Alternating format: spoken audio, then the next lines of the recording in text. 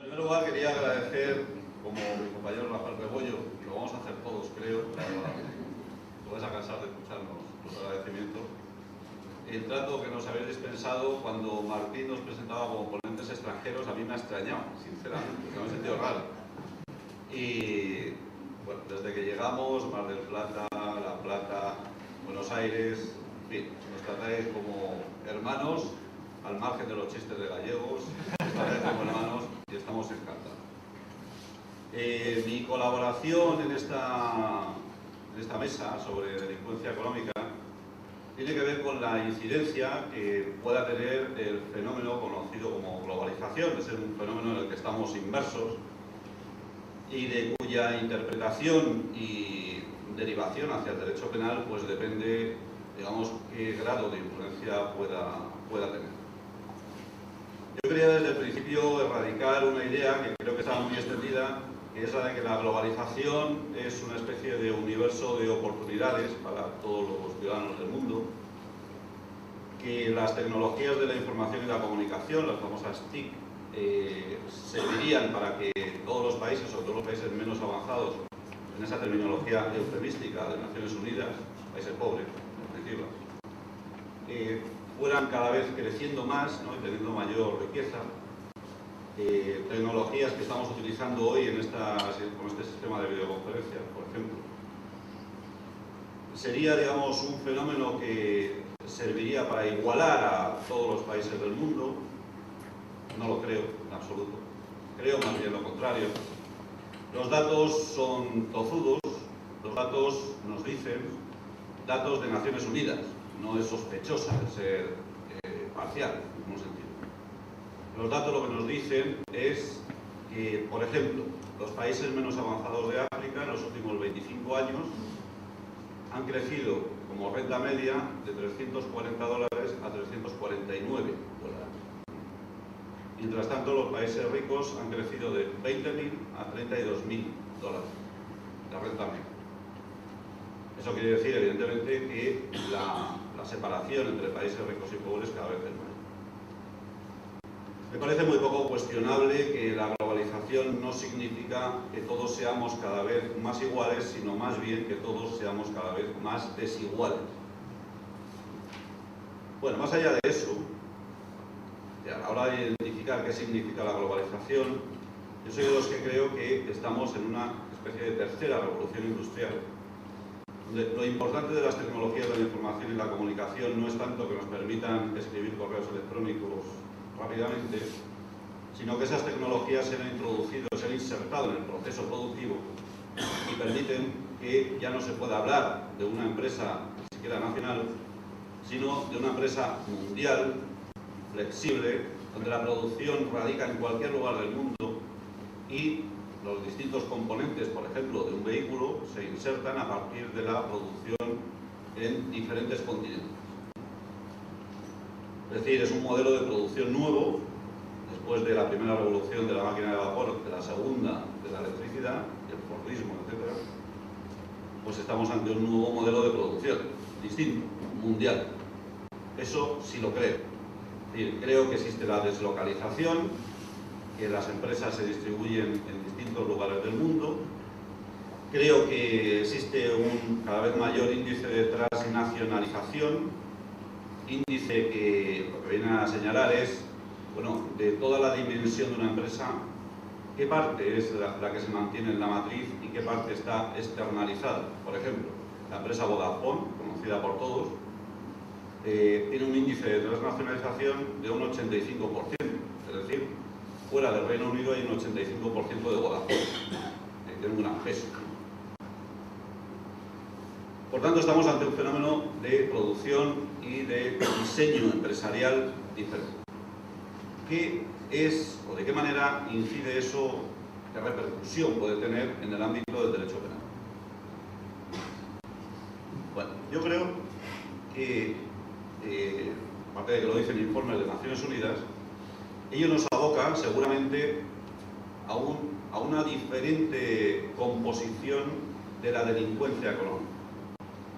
Es decir, este fenómeno, que es un fenómeno mundial y relativo, hasta ahora he hablado de empresas, parece lícitas, aunque lo que ha ocurrido en el último año nos puede hacer pensar que, en fin, empresa lícita e ilícita están muy cerca, como por otra parte señalan documentos de Naciones Unidas.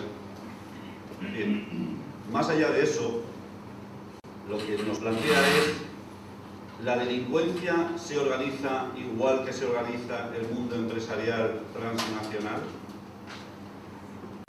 ¿Existe un paralelismo entre esta flexibilización de la producción y la flexibilización de la forma de actuación y de organización de la delincuencia? Pues yo creo que efectivamente es así. No solamente lo creo yo, no es una creencia, sino que, por ejemplo, en el 11º Congreso para la Prevención del Delito de Naciones Unidas, celebrado en Bangkok en 2005, se señalaba expresamente que en los últimos años, últimos 20 años, digamos, desde los años 80, se ha producido una expansión de la delincuencia organizada, gracias precisamente a estos instrumentos de transmisión y comunicación, una expansión en dos ámbitos diferentes. En el ámbito de las actividades a las cuales se dedica, de tal forma que yo creo que incluso ahora sería difícil señalar qué delitos son los que están asociados a la delincuencia organizada. Dicho de otra manera, la trata de personas no es un delito económico, pero genera beneficios económicos. En el ámbito, por tanto, de las actividades y, desde luego, en el ámbito de los beneficios. Y los beneficios cada vez son mayores. Y, por tanto, estamos hablando de un ente cada vez más grande que quizá no tenemos los instrumentos suficientes para combatir. Bueno, eso por una parte. Pero por otra, y yo creo que lo más importante, eso ha comportado un cambio en la estructura de las organizaciones criminales. Un cambio que lleva a que ahora existan pequeños grupos. En el documento de Naciones Unidas se habla de una especie de externalización de las actividades, es decir, la empresa Madrid contrata pequeñas empresas, léase grupos criminales, en distintos lugares del mundo, que son los que actúan, en definitiva. Y de esa manera se produce una especie de transnacionalización de la delincuencia. Es decir, ya no está radicada en un lugar, sino en muchos lugares al mismo tiempo. Eso quiere decir que se exigen nuevos instrumentos y, además, creo que esos instrumentos no pueden ser solo nacionales, sino además internacionales. Por eso, seguramente, Naciones Unidas, después de 6 años, aprobó la Convención sobre Delincuencia Organizada en el año 2000, la convención llamada Palermo, relativa a ese juez que fue asesinado en Sicilia en el año 92, si no recuerdo mal. Y en esa convención se define el grupo organizado de una manera nueva, novedosa, distinta como hasta entonces se había definido. Se define el grupo organizado como aquel que no tiene necesariamente una estructura jerárquica, compárese con la flexibilidad empresarial, donde la asociación para delinquir puede ser no permanente, no hace falta. Se trata de trabajar para determinados objetivos. Recuérdese la externalización a la que me acabo de referir. Y sobre todo que delincuencia organizada es necesariamente delincuencia con finalidad económica. Es decir, según esta Convención Mundial, Universal, el concepto de delincuencia organizada se liga al beneficio económico. Tiene que existir una finalidad de beneficio económico, porque si no, no estamos hablando de delincuencia organizada. Claro, la empresa lícita, su finalidad es el beneficio económico. Entre empresa lícita y grupo delincuente, delincuencia organizada, existe, por tanto, un gran paralelismo. La Convención de Naciones Unidas es una convención universal, pero en el ámbito de la Unión Europea existe algún instrumento, no sé si diferente, pero sí complementario. La Unión Europea ha ratificado, digamos, como organismo la Convención de Naciones Unidas del año 2000, pero además ha adoptado el pasado año una decisión marco para la lucha contra la delincuencia organizada. Las decisiones marco, esto es un inciso, es un acuerdo intergubernamental que no necesariamente tiene una ejecución inmediata en los distintos países. Ya somos 27 y probablemente sea difícil que en todos se llegue a definir concretamente, como se define en esa decisión marco, la delincuencia organizada o el grupo delictivo organizado. Aparece en la decisión marco una definición de grupo organizado que es semejante al de Naciones Unidas, grupo flexible, de 3 o más personas, etc. Y se obliga a los distintos países de la Unión Europea a definir como delitos lo siguiente. Sean 2 modalidades, sobre todo. Primero, la participación, por supuesto dolosa, en la delincuencia organizada, pero con una definición tan amplia que incluso cualquier acto de colaboración colateral, que no es principal, es decir, de financiación a través de empresas lícitas, por ejemplo, ¿no?, legales, sería considerado participación. Y una segunda conducta, que es la de instigación, es decir, aquellos que, por ejemplo, contratan, flexibilización, contratan a alguien para que ejecute un determinado hecho delictivo. Esa conducta debe estar también en los códigos penales. Conductas que deben estar castigadas con penas entre 2 y 5 años de prisión. No es una pena muy alta, se trata de uniformar por abajo. Los países pueden castigar más, pero digamos que el mínimo sería ese. Por tanto, definición de grupo organizado, obligación de castigar determinados delitos en relación con ellos, y a partir de ahí otra serie de medidas que me gustaría comentar.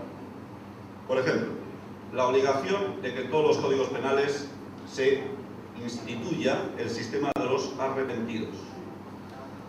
Como seguramente todos sabéis, el sistema de los arrepentidos, la utilización de personas que se arrepienten de participar en la organización criminal, se utilizó sobre todo en el ámbito de la delincuencia terrorista en Italia. En aquel momento se señalaban 2 críticas contra ese sistema. Por un lado, una crítica ética. Desde Beccaria decimos que el Estado no puede pactar con los delincuentes. Había una segunda crítica, que era una crítica política o ideológica. En la medida en que se establece un premio a la delación, es posible que personas vinculadas al mundo del pensamiento, digamos, subversivo, puedan ser castigadas por terrorismo cuando no lo son. Desde mi punto de vista, eso ocurrió en Italia con Toni Negri y algunos otros profesores de ciencia política de la Universidad de Padua. ¿Qué ocurre con la delincuencia organizada? Probablemente el componente ideológico no existe.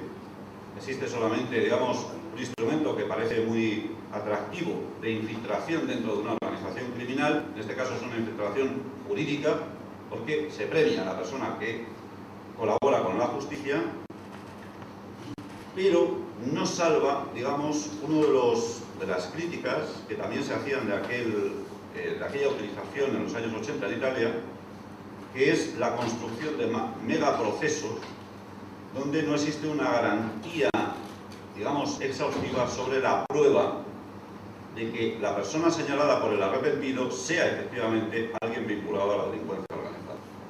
Es decir, la utilización de arrepentidos, diría ya en conclusión, sí, pero reforzando las garantías de la prueba objetiva, más allá de la declaración del arrepentido. En la decisión marco aparecen también reglas de competencia. Al margen de la competencia territorial sobre el lugar de comisión del delito, se añade la competencia personal, es decir, el Estado está facultado para perseguir lo que hagan sus nacionales fuera de su país.